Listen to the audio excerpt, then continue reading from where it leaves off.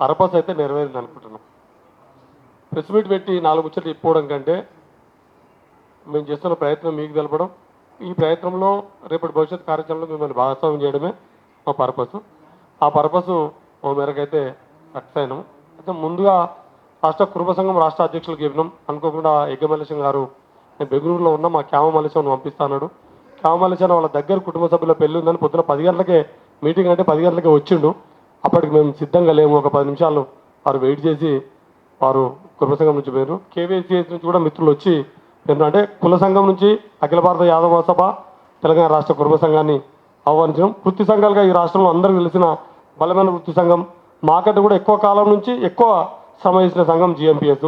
కాబట్టి వారిని గొర్రెల కాపర సంఘం 2 వృత్తి సంఘాలు, 2 కుల సంఘాలు, మిగతా ప్రజా సంఘాలు కూడా ఇందులో భాగస్వామ్యం చేయాలని మేము అనుకున్నాం. మేము ఆహ్వానించడం 18 సంఘాలకి, సుమారు 12 సంఘాలు హాజరు అయినాయి. కాబట్టి మా పర్పస్ మేము నెరవేరిందని అనుకుంటున్నాం.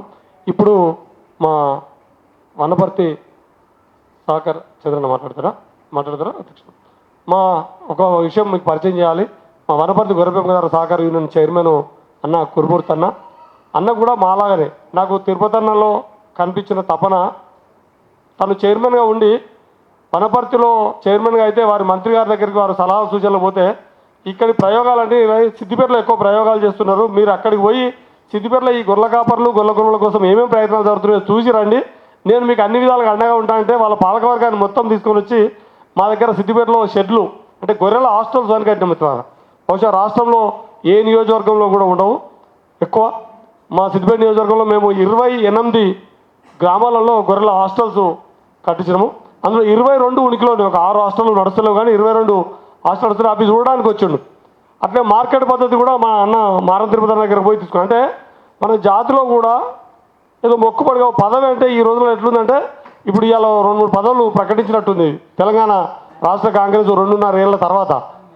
ఆ పదవి ప్రకటించిన వాళ్ళకి ఎవరికి కూడా వాళ్ళకు వచ్చిన పదవి దాని బాధ్యత ఏందో, ఆ పదవి ఎందుకు ఇచ్చిర్రో, ఏం చేయాలో కూడా సొయ్యలేని వాళ్ళకు పదవులు వచ్చినాయి. సరే ఎవరికి వాళ్ళకి మనలకైతే వచ్చి కాలపడదు కదా అని చెప్పి చప్పట్లు కొట్టి మేము కూడా రేపు కూడా దండం పెడతాం వాళ్ళకి.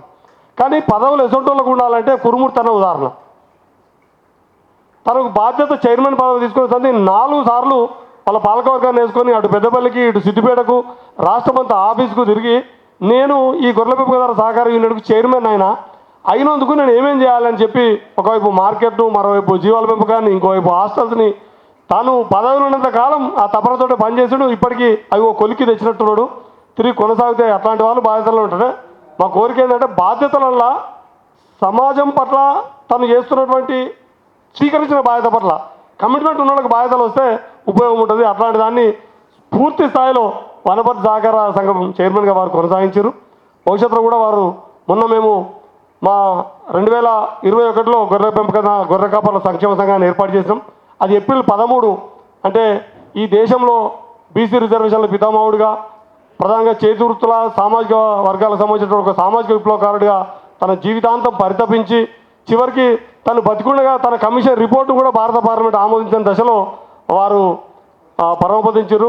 వారికి భారతరత్న ఇవ్వాలని కూడా ఒక డిమాండ్ గొర్రెల కాపర సంక్షేమ సంఘం నుంచి మేము చేస్తూ వారి వర్ధంతి సందర్భంగా మేము 2021లో గొర్రెల కాపర సంక్షేమ సంఘాన్ని ఏర్పాటు చేసినాం.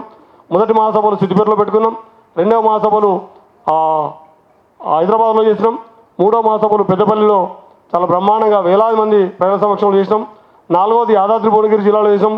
మొన్న 5వ వార్షికోత్సవాన్ని వారి కురుమూర్తన్న శాంతన్నల సహకారంతో మహబూబ్నగర్ జిల్లా కేంద్రంలో 5వ వార్షికోత్సవాన్ని జరిపినాం.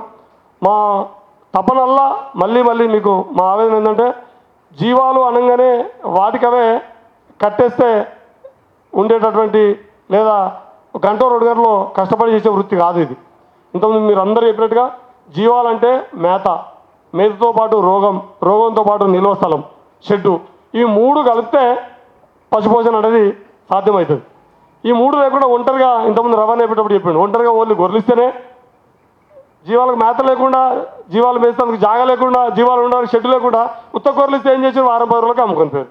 కాబట్టి వీటన్నిటిని పరిపూర్ణంగా చేసి పశుపోషణ అనేది మానవ నాగరికతలో అత్యంత కీలకమైనది. పాడి పశు పోషణ అనేది మొత్తం మానవ నాగరికతలోనే అత్యంత కీలకమైనవి, మానవ నాగరికత అత్యంత వేగవంతంగా అభివృద్ధి చెందడానికి కారణమైనవి. వాటి పట్ల ఇప్పుడు అధికారం ఉన్న వాళ్ళు అనాగరికమైనటువంటి విషయాల్ని రాతికాల యుగం నాటి విలువలనేమో చాలా గొప్పగా ఉన్నతంగా చేసి చూపెట్టి విస్తృత ప్రచారం చేస్తున్నారు.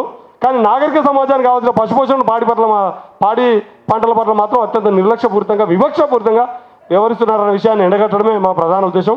ఇప్పుడు మా ముఖ్య అతిథి అఖిల భారత వ్యామసభ రాష్ట్ర అధ్యక్షులు మొదటి నుంచి కూడా అన్ని విషయాలలో మాకు అండగా ఉండి మాకు నైతిక ఆర్థిక అన్ని రకాల మద్దతు అందజేస్తున్నటువంటి మా చింతల రవీంద్రనాథ్ అన్న గారిని వారి అభిప్రాయం పంచుకోవాల్సిందిగా కోరుతున్నాం.